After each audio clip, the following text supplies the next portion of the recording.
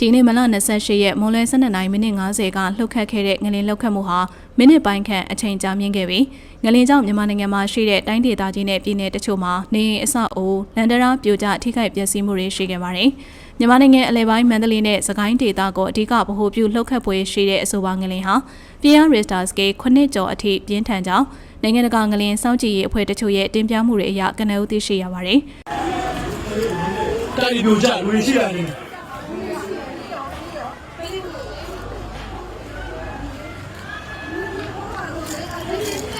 有些给俺买的嘛。这样我慌了，在一边站嘞。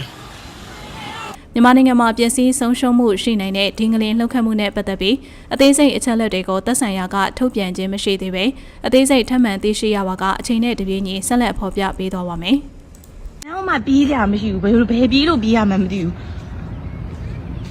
ဒီကြီးတွေလည်း